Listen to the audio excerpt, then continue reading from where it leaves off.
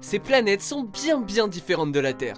Bienvenue sur WatchMojo français, aujourd'hui nous faisons le décompte du top 10 des planètes les plus étranges. Nous publions de nouvelles vidéos chaque jour, alors abonnez-vous et activez la petite cloche pour votre dose quotidienne de WatchMojo.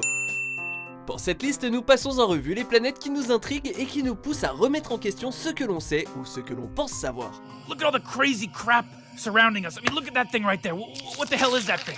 You think you're gonna see that kind of thing at school? Look at it just lumbering around. It doesn't even... It defies all logic, that thing. Yeah, Rick, I get it. We're surrounded by monsters. Numéro 10, HD 209 458b. Une planète extrasolaire ou exoplanète fait partie d'un système solaire différent du nôtre. HD 209 458b, aussi appelée Osiris, est une planète extrasolaire située dans la constellation de Pégase. Et elle orbite près de son étoile, vraiment près, à tel point qu'elle est en train de disparaître. À seulement 150 années-lumière de l'étoile, l'hydrogène de la planète s'évapore petit à petit. Les gaz formeraient une traînée de plusieurs milliers de kilomètres. C'est ça d'avoir des températures à 980 degrés. Numéro 9, J1407b. Surnommé Super Saturne, ce compagnon stellaire de l'étoile nommée OneSwap J1407 a des anneaux comme la planète Saturne. Sauf que les siens sont beaucoup plus larges. Ils sont une trentaine et sont 640 fois plus vastes avec un radius d'environ 89 millions de kilomètres. Ce phénomène continue à surprendre les scientifiques du monde entier.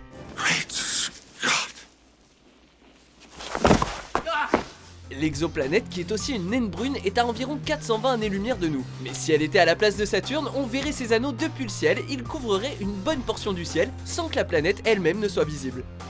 Numéro 8, Gliese 581c. This planet was found by Michel Mayor, and it orbits with two other planets around a very small star. Une super Terre est une exoplanète avec une masse bien supérieure à celle de la Terre. Celle-ci est la première à avoir été découverte dans la zone habitable de son système, en théorie en tout cas. Potentiellement, on peut y trouver de l'eau à l'état liquide suivant la distance par rapport à son étoile, l'énergie produite et son atmosphère. Mais son étoile, une naine rouge, libère de violentes éruptions solaires qui la rendent probablement inhabitable. En plus, un effet de marée rend l'une des faces de la planète brûlante tandis que l'autre reste glacée et seule une petite section entre les deux serait habitable. Numéro 7, PSR B1620-26b. Judicieusement surnommée Mathusalem d'après la personne la plus âgée mentionnée dans la Bible, c'est l'une des plus vieilles exoplanètes connues de l'univers avec environ 12,7 milliards d'années, c'est-à-dire 1 milliard d'années après le Big Bang. 1 milliard d'années, ça reste 1 milliard d'années même si à l'échelle de l'univers c'est très court. Située au centre d'un amas globulaire, une formation d'étoiles dans une sphère liée par la gravité, elle étonne les scientifiques qui pensaient que les planètes n'avaient pas les matériaux nécessaires pour se former aussi rapidement après le Big Bang. Pourtant, Mathusalem est bien là. Numéro 6, TRES-2b alias Kepler 1b.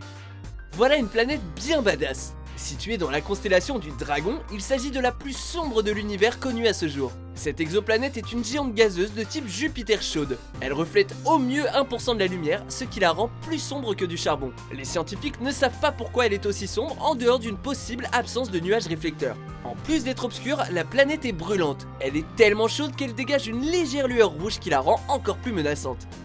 Numéro 5, HD 106906b. We're at the end of the universe, give or take a star system. I know. I came the long way round. Pour parler en termes de culture pop, cette planète ressemble à Gallifrey, la demeure d'un fameux docteur qui voyage dans le temps. Une pétition a même été signée par des dizaines de milliers de personnes afin qu'elle soit renommée Gallifrey. Ça n'a pas encore été fait, mais on ne perd pas espoir. Si l'on oublie la SF, cette planète ne devrait pas exister. Elle tourne à plus de 95 milliards de kilomètres de son étoile, ce qui, d'après les scientifiques, ne devrait pas être possible. Pour vous donner une idée, c'est 650 fois la distance entre la Terre et le Soleil. Numéro 4, Corotte 7b. Même si l'on pouvait voyager aussi loin, il vaudrait mieux ne pas partir en week-end sur cette planète. On ne l'appelle pas la planète de l'enfer pour rien. Son étoile est tellement proche d'elle qu'elle couvre la majorité du ciel. On pensait qu'il s'agissait d'une géante gazeuse avant sa migration. Depuis, ces gaz se sont évaporés à cause du soleil, laissant paraître le cœur rocheux de la planète. Comme Gliese 581c, elle aurait une synchronisation par effet de marée, et si l'un de ses côtés atteindrait les 2500 degrés Celsius, l'autre passerait sous les moins 200 degrés. Un casse-tête pour préparer sa valise. Numéro 3, Gliese 436b. À 30 années-lumière de la Terre, vers la constellation du Lion, la température de cette planète de glace est d'environ 420 degrés Celsius. Oui, vous avez bien entendu. La surface, semblable à Neptune en taille, est couverte de glace, ainsi que d'hélium et d'hydrogène probablement. Pourtant, elle est toujours enflammée. Vu la nature de la glace chaude, les astronomes pensent qu'elle parvient à rester solide à cause de la très forte gravité de la planète. Il y avait le soleil noir, il y a maintenant la glace enflammée. C'est poétique l'espace. Oh, look at that. And now we have burning ice. Numéro 2, Kepler 438b. Lorsque la planète a été découverte en 2015, elle a généré beaucoup d'excitation puisqu'elle a été surnommée la seconde Terre. Malheureusement, ce n'est pas pour autant qu'on peut faire nos sacs et partir puisqu'elle reste tout de même à 470 années-lumière dans la constellation de la Lyre. En gros, avec nos techniques actuelles et le vaisseau le plus rapide, on mettrait environ 2 millions d'années pour l'atteindre. Donc bon, même en partant tout de suite, on n'est pas rendu. Elle reste la planète la plus similaire à la Terre à ce jour, mais on va devoir se contenter de Mars.